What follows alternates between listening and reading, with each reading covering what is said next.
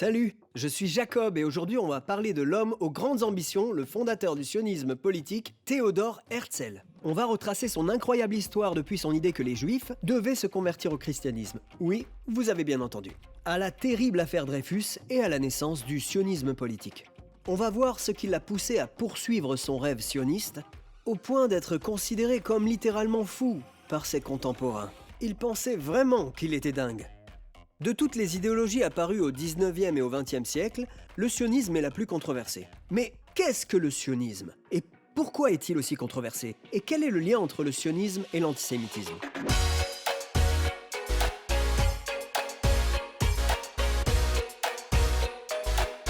Avant de comprendre ce qu'est le sionisme, parlons de qui était Herzl. Il se trouve que c'est l'un de mes personnages préférés de l'histoire d'Israël, car c'était un homme charismatique et infatigable, comme Winston Churchill, qui a poursuivi son rêve jusqu'à ce qu'il finisse par mourir d'épuisement 8 ans plus tard. Il s'est sacrifié pour la cause, n'est-ce pas?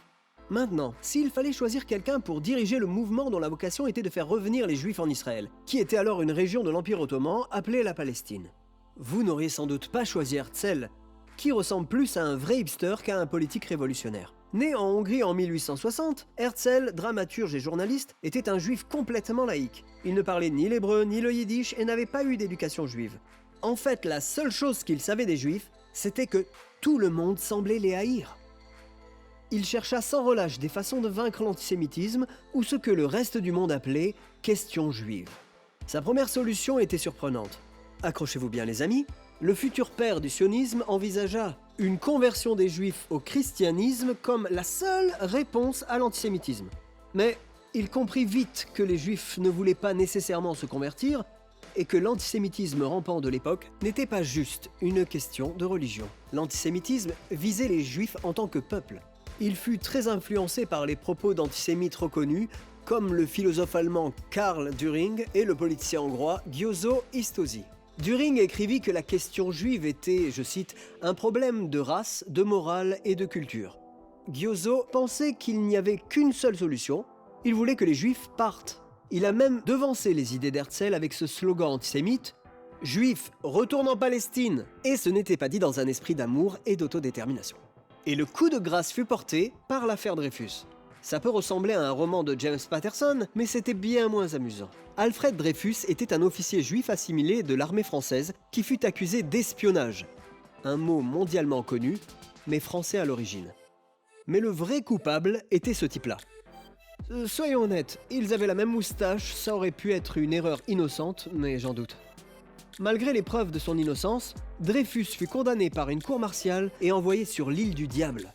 Mais alors quel est le rapport avec Herzl?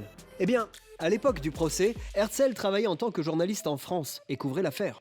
En voyant la foule devant le tribunal qui criait « Mort aux Juifs !», il fut convaincu que si un juif pouvait gravir les échelons de la société comme Dreyfus, qui avait obtenu le grade de lieutenant-colonel, et être malgré tout victime d'antisémitisme, alors l'assimilation ne serait jamais la solution à la question juive. Il était convaincu que les juifs avaient besoin d'une meilleure option, et cette option, c'était le sionisme. Que les parias du monde rentrent en masse vers une terre dont ils avaient été exilés plus de 2000 ans auparavant, que les puissances en Europe et dans le monde arabe seraient d'accord, et que tout cela éradiquerait l'antisémitisme dans le monde. En créant un État juif et moderne, Herzl espérait et s'attendait à ce que l'antisémitisme disparaisse complètement du monde. L'existence même de l'État d'Israël serait un miroir pour les autres nations, et si les Juifs pouvaient être comme tout le monde, alors ils ne seraient plus haïs. Parce que les Juifs cesseraient alors d'être les autres. Mais d'autres penseurs sionistes, comme le disciple d'Herzl Zev Jabotinsky, voyaient différemment la nécessité d'un tel État. Selon lui, l'antisémitisme existerait toujours, et croire que le monde en serait débarrassé était complètement irréaliste. Au contraire, pour lui, le sionisme était de l'autodéfense face à l'antisémitisme, plus qu'un remède contre lui. À l'époque, la plupart des gens pensaient que les idées d'Herzl étaient des idées messianiques fantasques, voire illusoires. De nombreux dirigeants juifs lui étaient même hostiles, et craignaient que le sionisme ne donne une impression de double allégeance. Comment pourraient-ils être de bons citoyens français s'ils souhaitaient aussi leur propre État? Il n'y a pas besoin d'être cynique pour se demander s'il était possible de récupérer des juifs éparpillés dans le monde entier, sans gouvernement ni dirigeant, pour qu'ils reviennent sur une terre dont ils furent expulsés il y a plus de 2000 ans. Et tout ça sans iPhone, Facebook ou Uber. Je veux dire, c'était juste un cauchemar logistique. Mais pour d'autres, Herzl était comme un Moïse des temps modernes. Il a voyagé en Europe et au Moyen-Orient, cherchant un soutien à sa cause auprès des communautés juives. Il s'est entretenu avec de grands dirigeants, tels que le Kaiser allemand ou le sultan ottoman, et même avec le pape. Mais il n'a rencontré que peu de succès au cours de sa vie. En vérité, s'il avait vécu 44 ans de plus, il aurait vu son rêve sioniste se réaliser avec la création de l'État juif. Mais revenons à la question, qu'est-ce que le sionisme ? Eh bien, la plupart des gens l'ignorent, mais bien que Herzl ait écrit le livre sur l'État juif, le mouvement qu'on appellera plus tard sionisme existait déjà depuis des décennies. Depuis les années 1860, des milliers de juifs avaient immigré et créé des communautés dans ce qui était à l'époque la Palestine ottomane et faisaient revivre la langue hébraïque. La plupart d'entre eux fuyaient un antisémitisme catastrophique. Mais beaucoup voulaient aussi revenir sur la terre avec laquelle les juifs entretenaient un lien historique et religieux fort depuis des milliers d'années.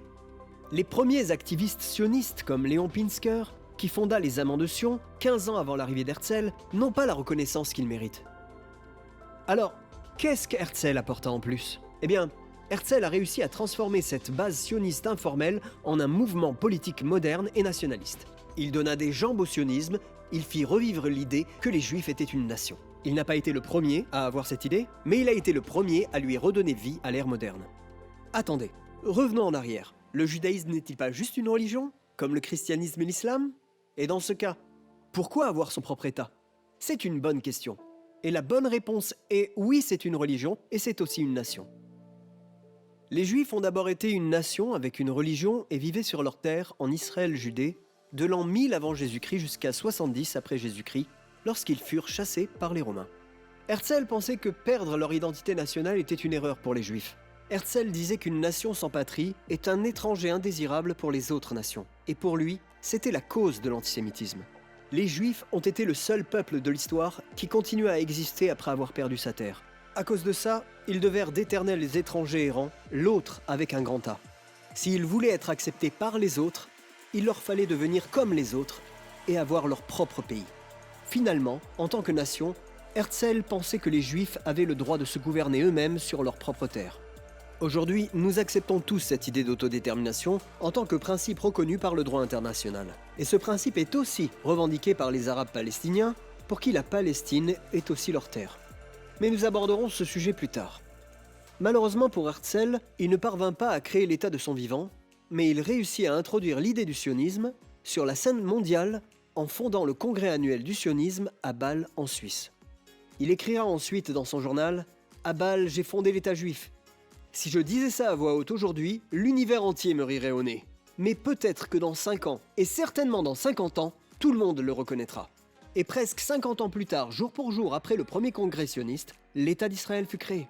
Ce mec était un vrai voyant. Peu après, diverses approches du sionisme apparurent en phase avec les idées d'Herzl, incluant plusieurs idéologies différentes.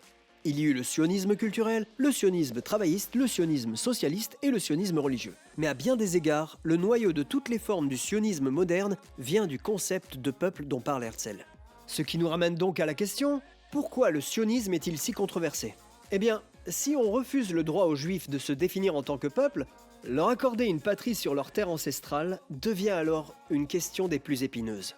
Mais si les Juifs sont une nation et un peuple, n'est-ce pas ce que font toutes les nations ? Ou du moins, ce qu'ils essaient de faire ?